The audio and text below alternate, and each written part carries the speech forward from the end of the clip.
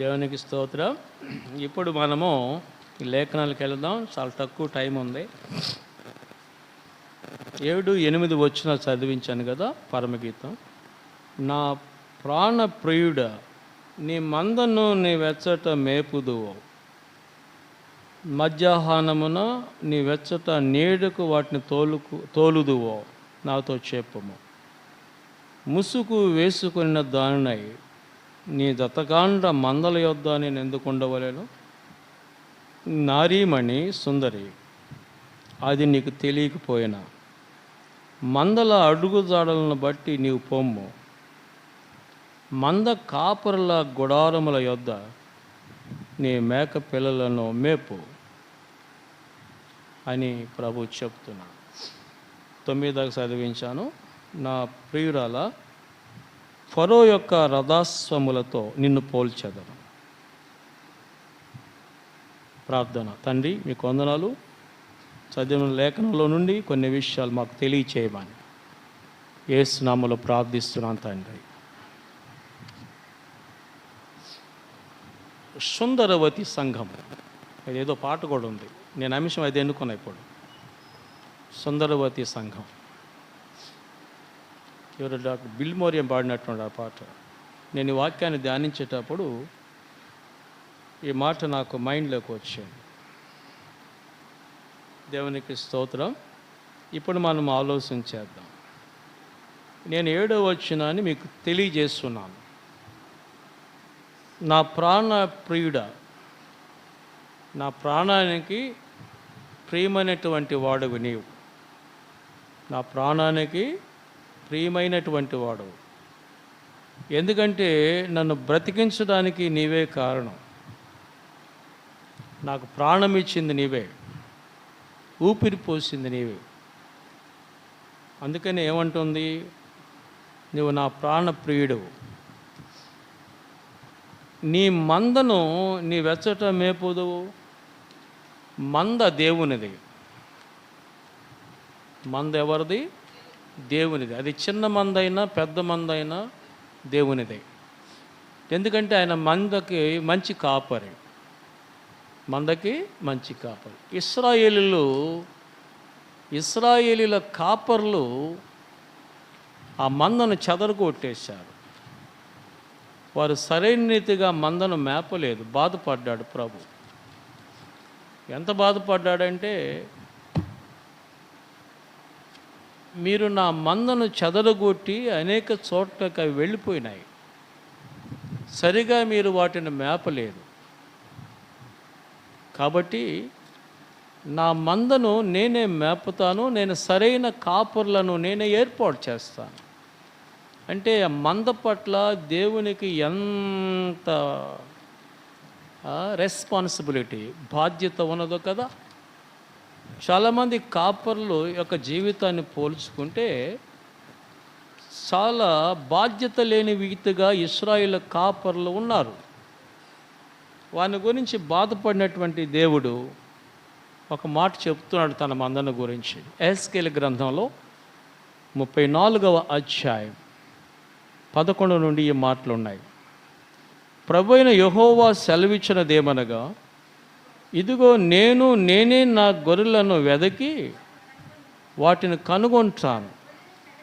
తమ గొర్రెలు చెదరిపోయినప్పుడు కాపర్లు వాటిని వెదకున్నట్లు నేను నా గొర్రెలను వెదకి చీకటి గల మబ్బు దినమందు ఎక్కడెక్కడికి అవి చెదిరిపోయానో అక్కడి నుండి నేను వాటిని తప్పించి ఆయా జనులలో నుండి వాటిని తోడుకుని వచ్చి ఆయా దేశముల నుండి వాటిని సమకూర్చి స్వదేశములోనికి వాటిని తెచ్చి పర్వతాల మీదను వాగుల యొద్దను సకలమైన స్థలమందును వాటిని మేపెదను.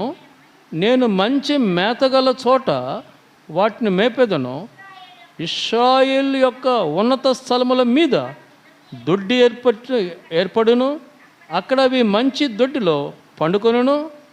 ఇశ్రాయేలు పర్వతముల మీద బలమైన మేతగల స్థలమందు అవి మేయును. నేనే నా గొర్రెలను పరుండబెట్టేదను. ఇది ప్రభు యెహోవాకు ఎంత శ్రద్ధ తీసుకున్నాడు. ఇశ్రాయేల్ కాపర్లు ఎలా ఉన్నారంటే వాళ్ళ గురించి భలే మాట చెప్పాడు ప్రభు. ఎందుకంటే వారు తమ కడుపు నింపుకుంటున్నారు. 34:2 ఉంది, మధ్యలోనే చదివితే ప్రభువుకు యెహోవా సెలవిచ్చినది ఏమనగా, తమ కడుపు నింపుకును ఇశ్రాయేలు కాపర్లకు శ్రమ, కాపర్లు గొర్రెలను మేపవలను కదా. మీరు కొవ్విన గొర్రెలను వధించి క్రొవ్వును తిని బొచ్చును కప్పుకుందురు కానీ గొర్రెలను మేపరు అని వాటి విషయం బాధపడి, నేనే నా గొర్రెల గురించి శ్రద్ధ తీసుకుంటాను, ఉన్నత స్థలముల మీద వాటికి దొడ్డి ఏర్పాటు చేస్తాను, మేతగల చోట వాటిని నడిపిస్తాను అని ప్రభు తీర్మానం చేసుకున్నాడు. ప్రియమైన దేవుని బిడ్డలారా, అలాగైతే ఇప్పుడున్న కాపర్లకు మాదిరికరమైన కాపరి మన ప్రభువే యేసు.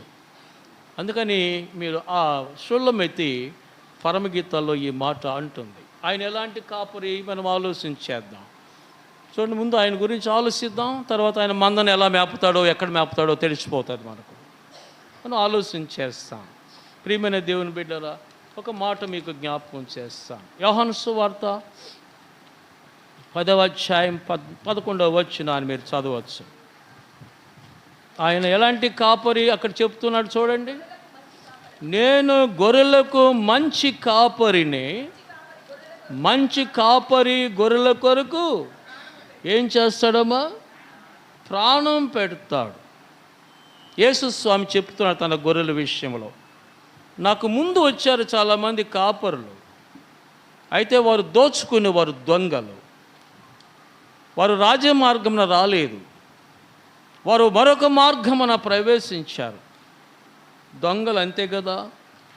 కాబట్టి ఆ ఉన్నతమైనటువంటి ఆ మంద కలిగిన ఓనర్ ఆయన సరైన మార్గంలోనే వస్తాడు. ఆ మార్గము యేసే, ఆ మార్గము యేసే. ప్రియమైన దేవుని బిడ్డలారా, అందుకని ఆ మాటలు చెప్పుకుంటూ వస్తూ ఆయన 11వ వచనంలో చెప్పాడు, 10:11లో నేను నా గొర్రెలకు మంచి కాపరిని అని చెప్పాడు. మరి ఆయన ఏం కాపరి? మరలా హెబ్రీ పత్రిక 13వ అధ్యాయం 2-3 వచనాలు చదవండి చాలు. హెబ్రీ పత్రిక 13వ అధ్యాయం 20-21 వచనాలు చదువుదాం. గొర్రెల గొప్ప కాపరి అయిన యేసు అను ప్రభువు నిత్యమైన నిబంధన ఇనే జ్ఞాపకం చేస్తున్న ఆయన మంచి కాపరే కాదు, ఆయన గొప్ప కాపరి. ఆయన గొప్ప కాపరి. ఆయన గొప్ప కాపరే కాదు. పేతురు మొదటి పత్రిక 5వ అధ్యాయం 4వ వచనములో ఆయన ఏ కాపరిగా ఉన్నాడో మీరు చూడండి. ప్రధాన కాపరి ప్రత్యక్షమైనప్పుడు వాడబారని మహిమ కిరీటాన్ని పొందుతారు. ఆయన మంచి కాపరి, ఆయన గొప్ప కాపరి, ఆయన ప్రధాన కాపరి. పేతురు మొదటి పత్రిక 2వ అధ్యాయం 25వ వచనం నోట్ చేసుకోండి, చదువు ఇప్పుడు. గొర్రెల వరే దారి తప్పిపోతురు కానీ మీ ఆత్మల కాపరియు ఆయన వైపుకు మీరు అమ్మా మళ్ళీ ఉన్నారు. స్తోత్రం కలుగు. చెదిరిపోయారు కానీ ఇప్పుడు మీరు ఆత్మల కాపరి వైపుకు మళ్ళీ ఉన్నాడు. ఈయనేం కాపరి? ఆత్మల కాపరి. ఆత్మల గురించిన బాధ్యత కలిగిన వాడు ఆయన. అందుకని మీ ఆత్మలు కాయుచున్నందువలన వారు దుఃఖముతో కాక సంతోషంతో వారు మీ మధ్య ఉన్నట్లు మీరు వారి మాట విని వారికి లోబడి ఉండండి అని రాశాడు. ఒకసారి మీరు 13వ అధ్యాయం అనుకుంటాను, హెబ్రీ పత్రిక 17వ వచనం చదవండి. 13:17 మీ పైన నాయకులుగా ఉన్నవారు లెక్క ఒప్పజెప్పవలసిన వారుగా ఉండగా ఆత్మలు కాయిచున్నారు.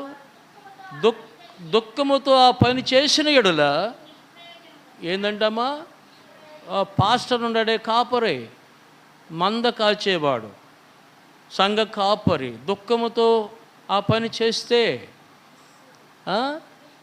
ప్రయోజనం లేదు. వారు దుఃఖంతో గాక ఆనందముతో చేయనట్లు వారి మాట విని వారికి లోబడి ఉండాలి. సేవకుడు ఏం చెప్పితే దాన్ని చెయ్యాలి. సేవకుడు యొక్క నోట నుండి వచ్చే మాట కొరకు ఎదురు చూడాలి. అది సంఘం అంటే, అది మందంటే, అది దేవుని బిడ్డలంటే. అల్లుస్తారా? కాబట్టి ఈయన ఏ కాపరి? ఇప్పుడు ఆత్మల కాపరి. దేవుడు ఏ కాపరమా? ఆత్మల కాపరి. మన ఆత్మల అన్నిటి కూడా కాపరి ఆయన. ఈ లోకంలో సేవకుడికి ఆ బాధ్యతను అందించాడు. ఆయన పక్షంగా సేవకుడు కూడా ఆ బాధ్యత కలిగి ఈ లోకంలో పనిచేయాలి ప్రభు కొరకు. ఆయన ఆత్మల కాపరి. అంతేకాదు యెషయా గ్రంథంలో ఇంకొక మాట రాశాడు. యెషయా గ్రంథం 40వ అధ్యాయం 11వ వచనంలో మరొక కాపరి ఉంది. అక్కడ చదవండి. గొర్రెల కాపరి వలె తన మందను మేపును, కూర్చి పాలిచ్చు వాటిని మెల్లగా నడిపిస్తాడు. ఎంత చక్కని మాట రాశాడు అక్కడ. ఈయన మంద కాపరి అన్నాడు. ఈయన ఏం కాపరి? మంద కాపరి. సో ఆయన మంచి కాపరి, గొప్ప కాపరి, ప్రధాన కాపరి, ఆత్మల కాపరి, మంద కాపరి. అన్ని బాధ్యతలు అలాగా వాయించాడు. కాపరికి అన్ని బాధ్యతలు ఉన్నాయి. కాబట్టి ఇక్కడ అంటున్నాడు. ఇప్పుడు పరమగీతంలోకి వస్తాం. ఇప్పుడు ఏమంటున్నాడు మీరు గమనించండి. అక్కడ నా ప్రాణ ప్రియుడ నీ మందను నీ వెచ్చట మేపుదువు అంటున్నాడు. ఎలా మేపుతాడంట? దావీదు స్పష్టంగా చెప్పాడు మనకి 23వ కీర్తనలో కదా. యెహోవా నా కాపరి, నాకు లేమి కలుగుదు అంటూ చెప్పుకుంటూ వస్తూ ఆయన మంచి మాటలు చెప్పాడు. ప్రభువే ఆయన నడిపిస్తున్నాడనే విషయానికి ఈ మాటలు మనకు నిదర్శనంగా కనబడతాయి. పచ్చిక గల చోట్ల ఆయన నన్ను పరుండ చేయుచున్నాడు, శాంతికరమైన జలముల యొద్ద నన్ను నడిపించుచున్నాడు, నా ప్రాణమునకు ఆయన సేద తీర్చున్నాడు, తన నామమును బట్టి నీతి మార్గములో నన్ను నడిపించుచున్నాడు.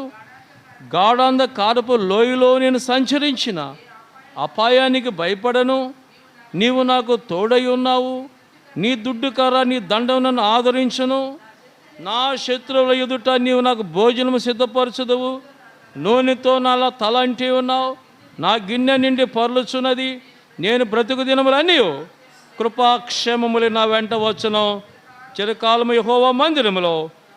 అది కాపరి. నేను నా గొర్రెలకు కాపరిని, కానీ నా ప్రభువు నాకు కాపరి అంటున్నాడు. మా నాన్న నాకు అందించిన గొర్రెలకు నేను కాపరినైతే నన్ను కాచేవాడు నా ప్రభువు, ఆయన నా కాపరి, నాకు లేమి కలగదు. అంటే ఆయన పని చేసే బిడ్డలకు ఎలాంటి లోటు కలగదు. లోటు ఉన్నా ప్రభువు దాన్ని తీరుస్తాడు, నడిపిస్తాడు. దేవునికి స్తోత్రం కలుగును. ఎందుకంటే మంద ఆయనది, మందను కాసే బాధ్యత సేవకునిది. ఆ సేవకుని యొక్క బాధ్యత దేవుడు తీసుకుంటాడు. దేవునికి స్తోత్రం కలుగును గాక. అది నమ్మకమైనటువంటి కాపరి తన మందను కాస్తాడు. ఇప్పుడేమంటుంది సులమైతి? నీ మందను వెచ్చట మేపుదువు. ఎక్కడ మేపుతాడు? గడ్డి ఉండే చోట, గడ్డి లేని చోట, పచ్చిక బయలున పచ్చిక లేని చోట, నీళ్ళు ఉండే చోట, నీళ్ళు లేని చోట. ఎక్కడ? అది గొర్రెల యొక్క నీడ్ ఎరిగినటువంటి కాపరి గొర్రెలను ఆ రీతిగా తీసుకెళ్తాడు. అది ఇక్కడ చెప్తున్నాడు. అక్కడ దేవునికి స్తోత్రం కలుగును గాక. ఎక్కడ మేపుదువు అని మాట్లాడుతున్నది. అయితే వాటికి మధ్యాహ్నమున ఎచ్చట నీడకు వాటిని తోలుకున్నదో నాకు చెప్పు. నీడకు తోలుకుని వెళతాడట, ఎండ దెబ్బ వడదెబ్బ తగలకుండా. ప్రియమైన దేవుని బిడ్డలారా, వాటికి నీడకు కూడా తీసుకెళ్తాడట. అంటే అర్థము ఏంటంటే మన నీడ, మన ఆశ్రయ దుర్గము మన ప్రభు అయిన యేసుక్రీస్తు. ఆయనే మనకు నీడ. ఆయన రెక్కల కింద మనకు ఆశ్రయం దొరుకుతుంది కదా. అది మనకు ఆరోగ్యము కలుగు చేస్తుంది కదా. మీరు మలాకి గ్రంథంలో చూస్తారు కదా, 4వ అధ్యాయం 2వ వచనం ఒకసారి చదవండి. ఆయన రెక్కలు ఆరోగ్యాన్ని కలుగు చేస్తాయి కనుక మీరు బయలుదేరి క్రొవ్విన దూడలు గంతులు వేసినట్లుగా గంతులు వేస్తారు.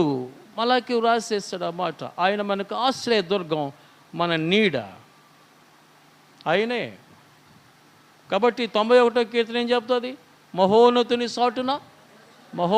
చాటున నివసించువాడే సర్వశక్తి కలిగిన నీడన విశ్రమించువాడు అని రాశాడు. మన నీడ ఆయన. 91వ కీర్తన 1, 2 వచనాలు మెన్షన్ చేసుకోండి మీరు. ఆ నీడ ఆయనే. ఆ నీడ క్రిందకి తన ఆశ్రయం కోరి వచ్చినటువంటి వారిని ఆయన ఆదరిస్తాడు, ఆశ్రయం ఇస్తాడు, నెమ్మదినిస్తాడు, సేద తీరుస్తాడు, నడిపిస్తాడు. ఎన్ని మాటలు చెప్పాడు అక్కడ. ఆయన ఆశ్రయించే నరులు ధనిలు, ఆయన కాపరత్వంలో నడిచేవారు ధనిలు. ఎందుకంటే ఆయన చేతిలో నుండి ఎవరు కూడా వాటిని అపహరించలేరు, వారి చేతిలో నుండి అపహరించలేరు. అందుకని జ్ఞాపకం చేస్తున్నాను ప్రియమైన దేవుని బిడ్డలారా, ఆ నీడ గమనించండి. ఆ నీడ మన ప్రభువే ఇక్కడ గమనించవలసిన కోరుతూ ఉన్నాను. ప్రియమైనటువంటి దేవుని బిడ్డలారా, ఇక్కడ ఒక మాట ఉంది. ముసుగు వేసుకుని దానినై నీ జతగాండ్ల మందల యొద్ద నేను ఎందుకు ఉండవలను. వీళ్ళు వచ్చి నామకార్థంగా పనిచేసేవాళ్ళు. వీళ్ళు మంద కాపర్లు అంటే మంద ఉంది కానీ బాధ్యత లేదు, మంద ఉంది కానీ బాధ్యత లేదు, వాటిని పట్టించుకోడు. కాబట్టి వాటికి ఎక్కడికి వెళితే ఆహారం ఉంటుంది, ఎక్కడికి వెళితే నీరు దొరుకుతాయి, ఏ మార్గంలో వాటిని నడిపించాలి అనేటటువంటి బాధ్యత లేకుండా ప్రవర్తిస్తున్నటువంటి వారి మధ్యలో నేను ఎందుకు ఉండాలి? నేను అలా ఉండను. ముసుగు వేసుకునే దాన్ని నేను ఎందుకు చూన్నట్టుగా ఉండాలి? చాలామంది జీవితాల్లో మనం గమనిస్తూ ఉంటాం ప్రియమైన దేవుని బిడ్డల. నార్మల్గా చాలామంది జీవితాలు ఉంటాయి. దేవుని శక్తి ఉండదు. భయభక్తులు పైకి కనబడతాయి కానీ లోపల దేవుని శక్తిని ఆశ్రయించలేరు. నామకార్థ బ్రతుకులు. ఎన్ని సంవత్సరాలు మందిరానికి వచ్చినా, ఎన్ని సంవత్సరాల నుండి సహవాసంలో వెళుతున్నా, ఎన్ని సంవత్సరాల నుంచి క్రైస్తవులుగా పిలువబడుతున్నా, ఎన్ని సంవత్సరాల నుంచి దేవుణ్ణి ఆరాధిస్తున్నా, పూర్తి కాలంలో అంటే సంపూర్ణంగా ప్రభుని ఆరాధించే వాళ్ళు తక్కువైపోయారు. హృదయపూర్వకంగా ఆయన ఆరాధించే వాళ్ళు తక్కువైపోయారు. ఆదివారం కాబట్టి పోవాలి, శుక్రవారం కాబట్టి పోవాలి, పోతే ఏమైంది, పోకపోతే ఏమైంది, పర్వాలేదులే నెక్స్ట్ వీక్లో పోదాంలే అనుకునేటటువంటి నామకార్థ జీవితం కలిగినటువంటి వారి మధ్యలో నేను ఎందుకుంటాను? సపరేట్గా నేను ప్రత్యేకంగా నిన్ను మహింపరుస్తాను. ఎంతకాలమైన ముసుగు వేసుకొని కూర్చోవాలా? అలాంటి ప్రజలు కూడా ఉన్నారా? అవును. అది వేషధారణ జీవితానికి సాదృశ్యం. చెట్టుకి ఆకులుంటే ఫలాలు ఉండాలి కదా. చెట్టుకి ఆకులుంటే ఫలాలు ఉండాలి. ఫలం ఉందేమో అని చూశాడు ప్రభు. కానీ సువార్తికుడు ఏం రాశాడంటే అది పండ్ల కాలం కాదని రాశాడు. అయితే ఒక విషయం గమనించాలి. ఇశ్రాయేల్ దేశంలో ఆ యొక్క ఆకు రాలిపోయిన తర్వాత తిరిగి మళ్ళా చిగురేస్తుంది, మళ్ళీ ఆకు వచ్చేస్తుంది. దట్టంగా ఆకు వేసినప్పుడు ఏదో ఒక ఫలం అందులో ఉండాలి.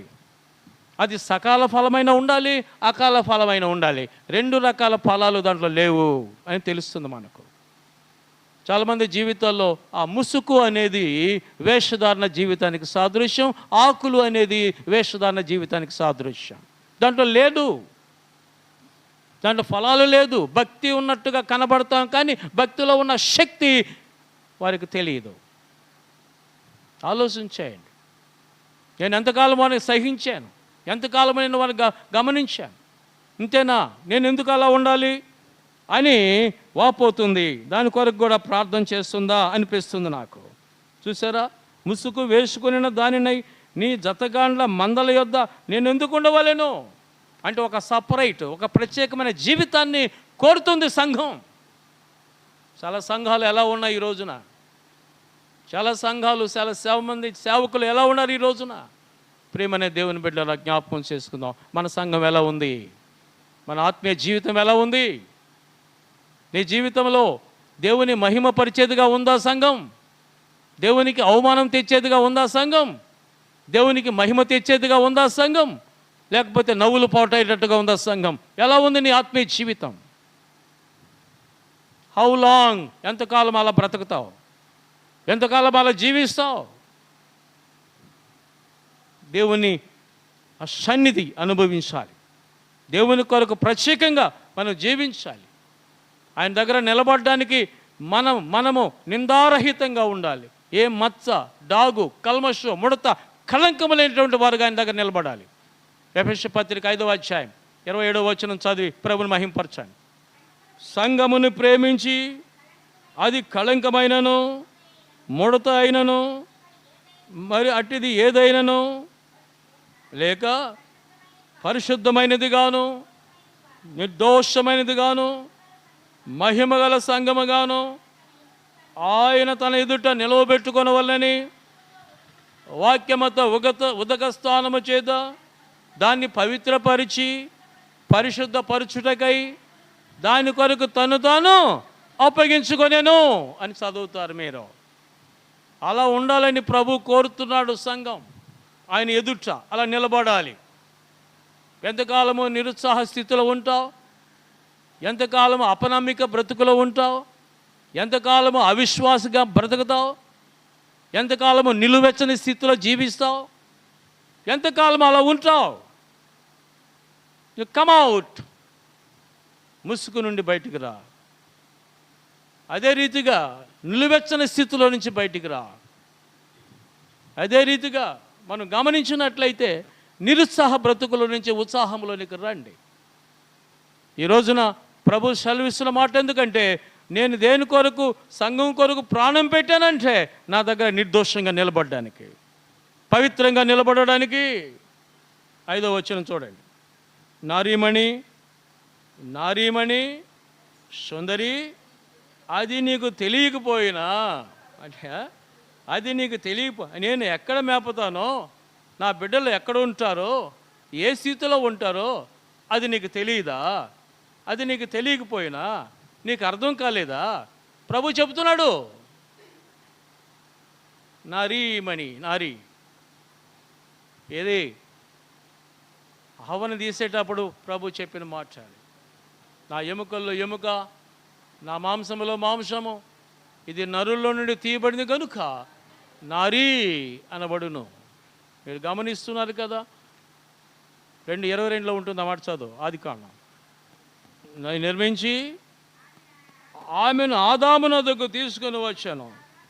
ఆదాము ఇట్లా, నేను నా ఎముకల్లో ఎముక, నా మాంసములో మాంసము, అది నరుల్లో నుండి తీయబడింది కనుక, నరుల్లో నుండి తీయబడింది కనుక ఏమని పడింది? నారీ. ఇంగ్లీష్ తర్జుమలో ఉమన్ అన్నాడు. ఈ స్త్రీ ఎలా వచ్చింది? పురుషుల్లో నుండి ఎలా వచ్చిందో, సంఘం అనే ఈ స్త్రీ ఎలా వచ్చింది?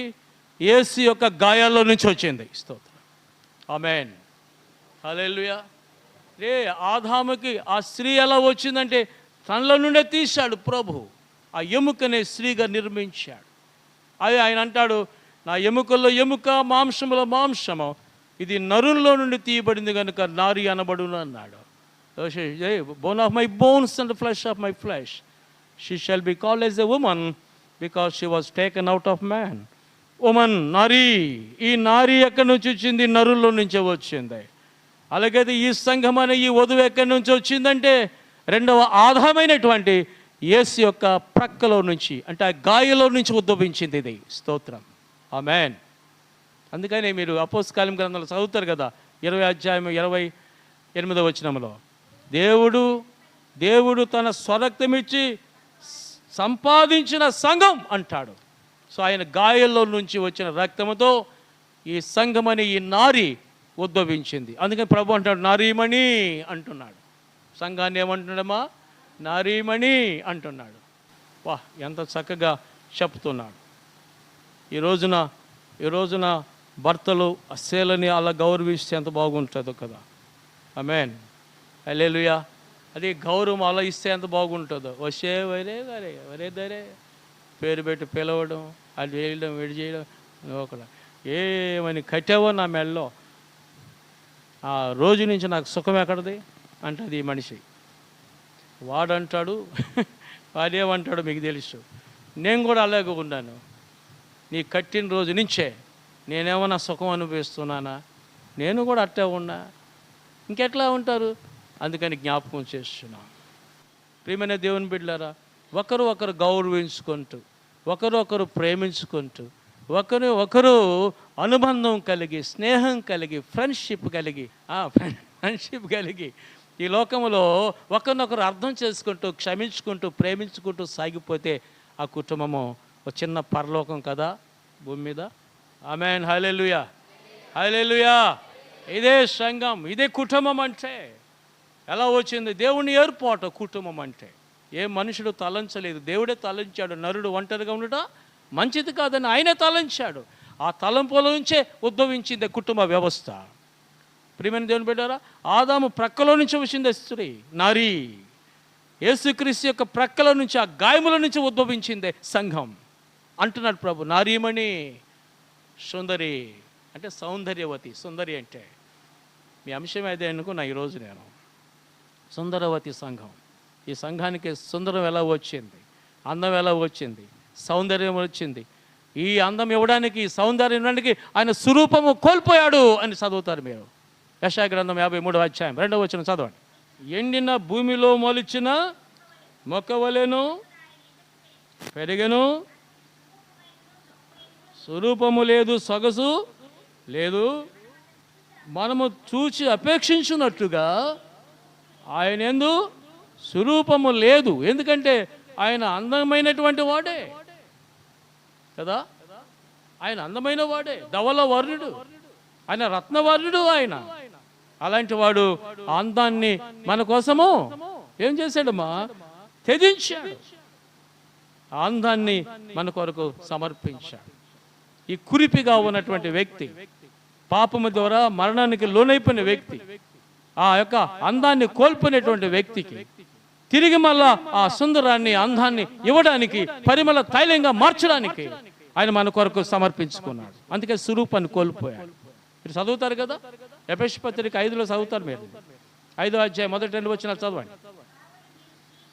కావున మీరు ప్రియులైన పిల్లల వలె దేవుని పోలి నడుచుకొనుడి, క్రీస్తు మిమ్మల్ని ప్రేమించి పరిమళ వాసనగా ఉండినట్లు దాని కొరకు తను తాను అర్పణగాను బలిగాను సమర్పించుకున్నాడు. ఆ సౌందర్యం మనకు రావాలి. అదే కదా మూన్. చంద్రుడికి సౌందర్యం ఎలా వచ్చింది? వెలుగు ఎలా వచ్చింది? సూర్యుని వల్ల. సూర్యునికి ఎలా వచ్చింది? ఆయన దానిలోనే స్వయం ప్రకాశక శక్తి కలిగిన వాడు సూర్యుడు. స్వతహాగా మండగలిగే శక్తి ఆయనకున్నది. అది పెద్ద మండుచున్న అగ్నిగోళం. సూర్యుడు ఒక పెద్ద మండుచున్న అగ్నిగోళం. ఆయన ఎవరి మీద ఆధారపడిన పని లేదు. అలాగే నీతి సూర్యుడిన యేసు, ఆయనలోనే వెలుగు ఉన్నది. ఆయనలో వెలుగు, ఆయనలో చీకటి ఎంత మాత్రమో లేదు. ఆయనలో జీవం ఉండెను, ఆ జీవం మనుషులకు వెలుగై ఉండెను. అయితే చంద్రుడికి ఆ వెలుగు లేదు. ఎలా వస్తుందంటే సూర్యుని మీద ఆధారపడాలి. సూర్యుని మీద ఆధారపడి సూర్యునిలో నుండి కాంతిని స్వీకరించాలి. రాత్రిపూట ప్రజలకు అది వెలుగివ్వాలి. సంఘం కూడా అంతే కదా. నీతి సూర్యుడిన యేసు మీద ఆధారపడకపోతే సంఘము ఆ వెలుగుని స్వీకరించి ఈ లోకానికి తెలియచేయలేదు. అందుకని మీరు లోకానికి వెలుగై ఉన్నారు అని ప్రభు అన్నాడు. ఎట్లొచ్చింది ఈ వెలుగు అంటే నీతి సూర్యుడిన యేసు ద్వారానే సంఘానికి వస్తుంది. ఆ సౌందర్యం చూసారా? ఆ సౌందర్యం, ఆ బ్యూటీ ప్రభు అయినటువంటి క్రీస్తుల నుంచి రావడానికి ఆయన మన కొరకు స్వరూపాన్ని పోగొట్టుకున్నాడు, కోల్పోయాడు అని మీరు నేర్చుకుంటున్నారు. దేవునికి స్తోత్రం చెప్పండి గట్టిగా. హల్లెలూయా, హల్లెలూయా. అది నీకు తెలియకపోయినా ప్రభు అంటున్నాడు, అది నీకు తెలియదా? ఒకసారి చూడు, నేను చెప్తున్నా, విని దాన్ని. మందల అడుగుజాల బట్టి నువ్వు పో. మందల అడుగుజాల బట్టి పో. చదువు వాక్యం. హెబ్రీ పత్రిక 13వ అధ్యాయం 7వ వచనం చదువు. మందల అడుగుజాడల బట్టి పో అంటున్నాడు. మీకు దేవుని వాక్యమును బోధించి మీ పైన నాయకులుగా ఉన్నవారు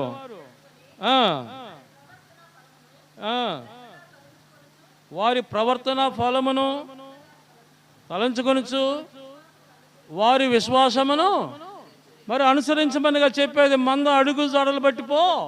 నీకు తెలియదా సంగతి? నీకు ముందున్న వారు ఎలా నడిచారు, వారి విశ్వాసం ఎలా ఉండింది, మరి వారు ఎలా విశ్వాసం కాపాడుకున్నారు, వారు ఏ రీతిగా ప్రవర్తన ఫలం ఉండిందో వాళ్ళ యొక్క అడుగు జాడలను బట్టి పో.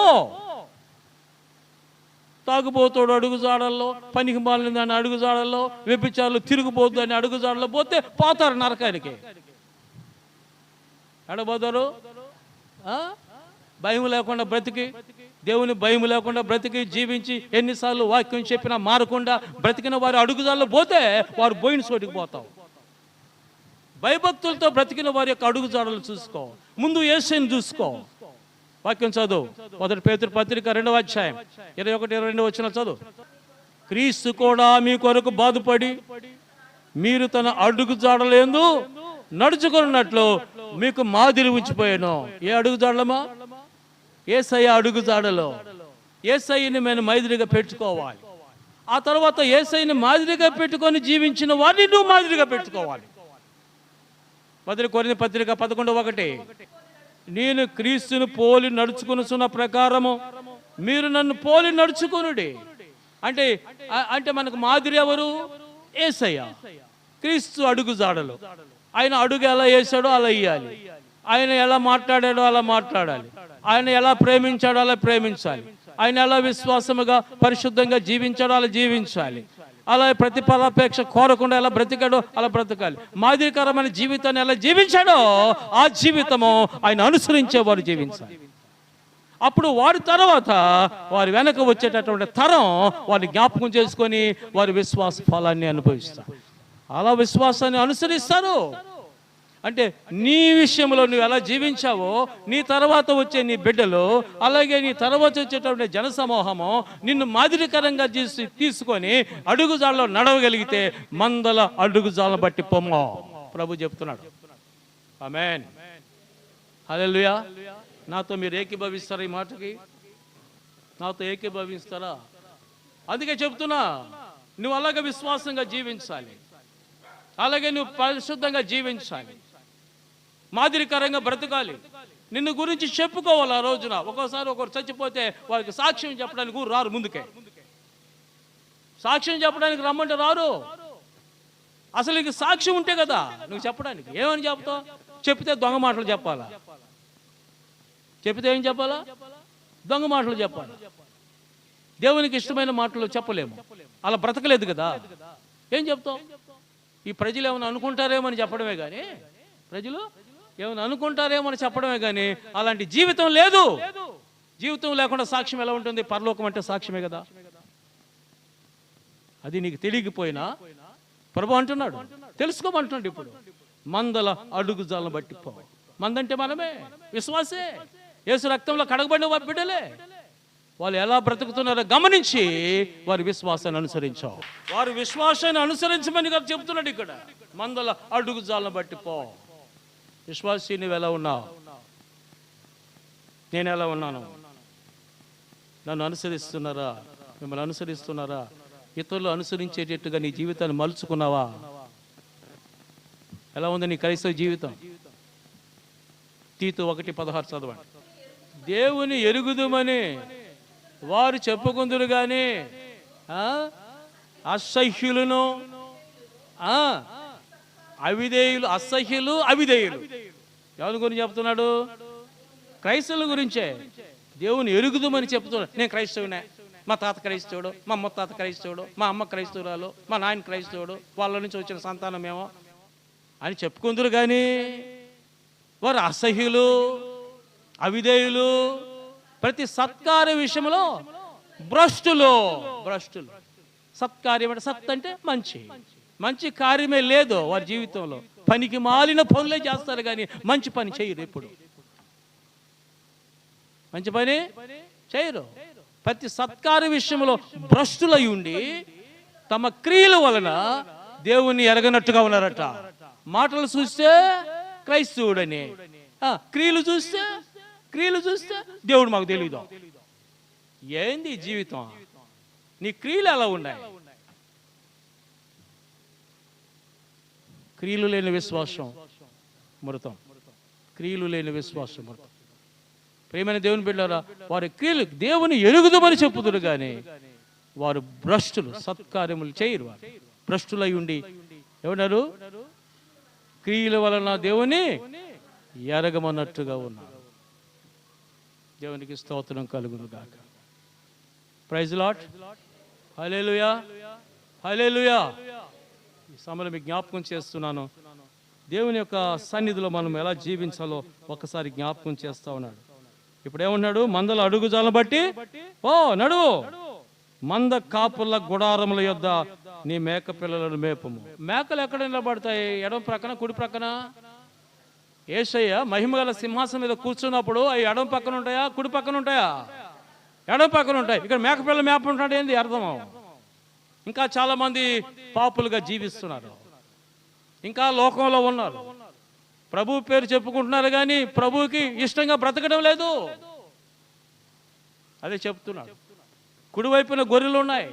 గొర్రెలు అంటే విశ్వాసులు, పరిశుద్ధంగా జీవించిన వారు, ప్రభుని మహిమపరిచినటువంటి బిడ్డలు, ఆయన అడుగుజాల్లో నడిచిన వారు ఎక్కడుంటాడు? ఆయన మహిమగల సింహాసనం మీద కూర్చున్నప్పుడు కుడివైపున నిలబడతారు. కుడివైపున ఉన్న వారిని ప్రభు అంటాడు, నా తండ్రి చేత ఆశీర్వదించబడిన వారులారా, లోకం పుట్టినది మొదలుకొని మీ కొరకు ఏర్పాటు చేసినటువంటి నిత్య రాజ్యాన్ని స్వతంత్రించుకోండి అంటాడు.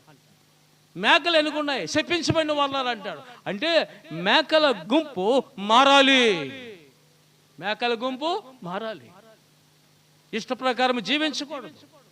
కాబట్టి ఇంకా మేకల స్వభావంతో ఉన్నటువంటి వారు మారాలి. ప్రభు చెప్తున్నాడు, వారిని కూడా విడిచిపెట్టడం లేదు. ఎందుకంటే ఎవరు నశించిపోవడానికి ఇష్టం లేదు కదా.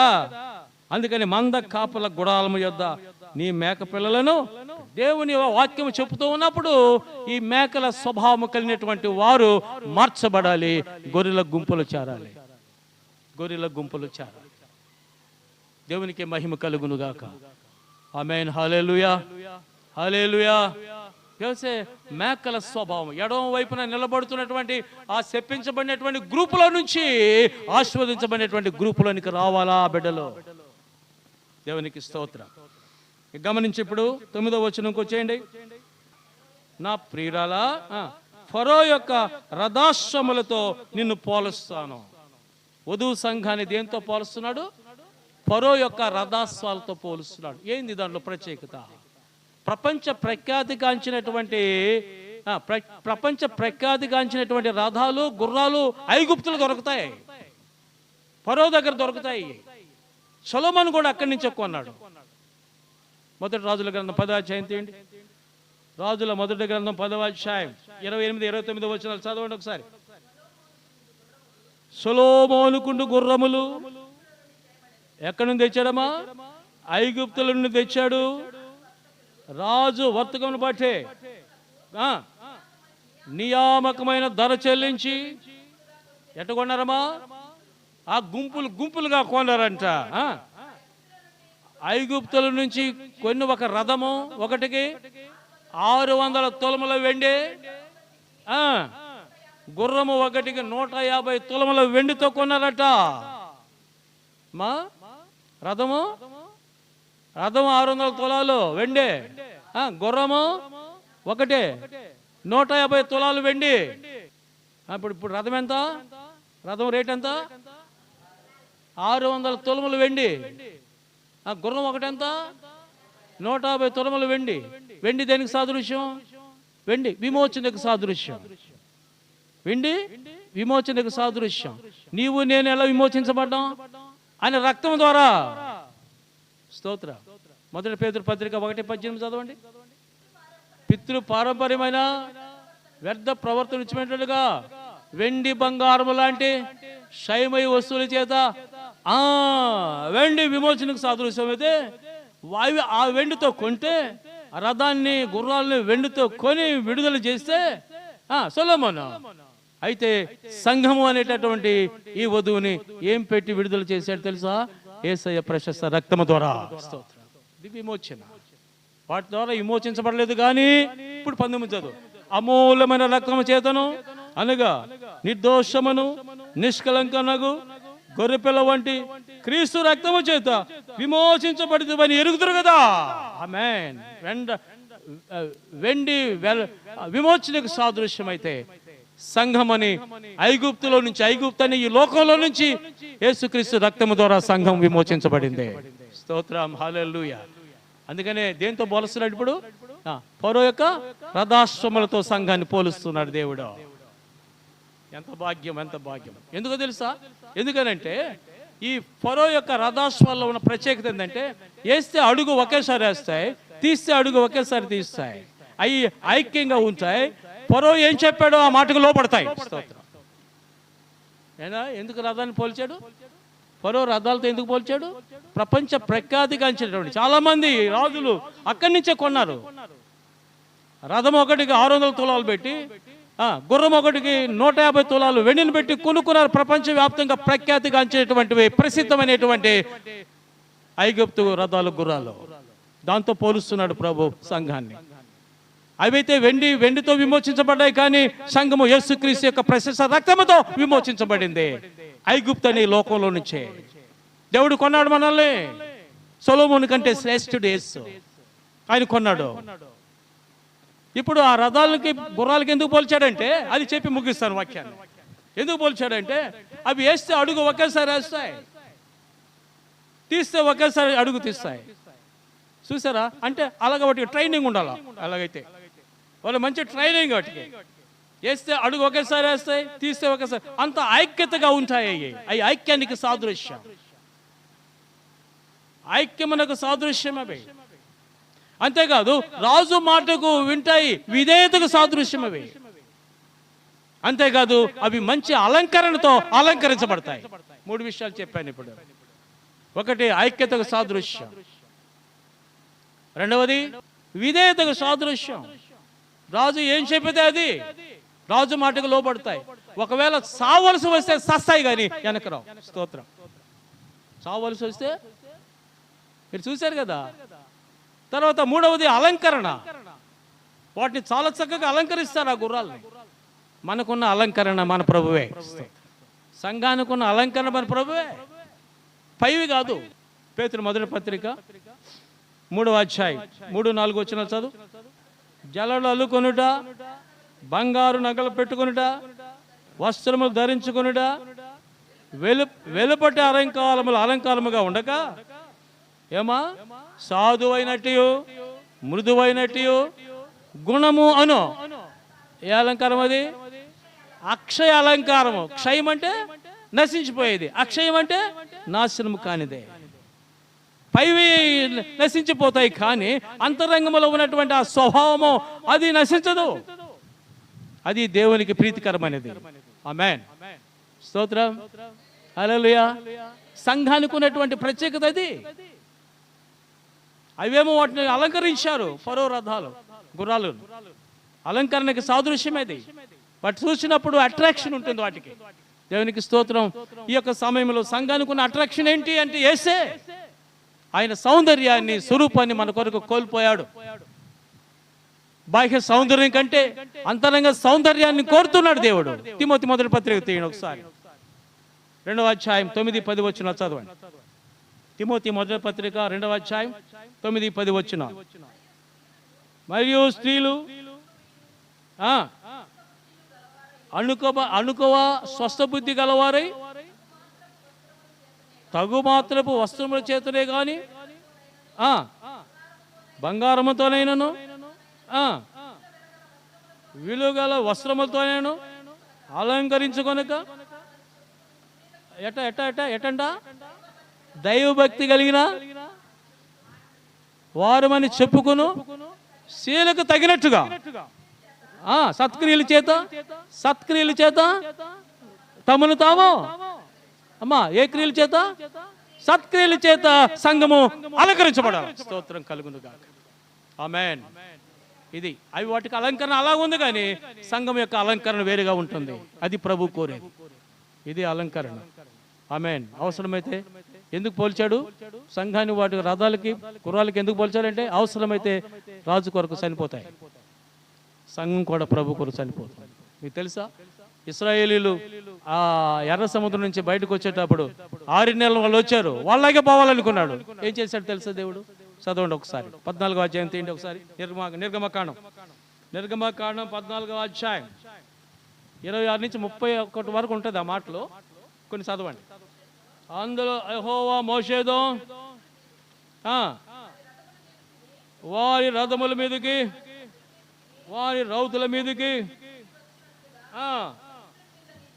సముద్రం మీద నీ చెయ్యి చాపు. మోషే సముద్రం మీద తన చెయ్యి చాపగా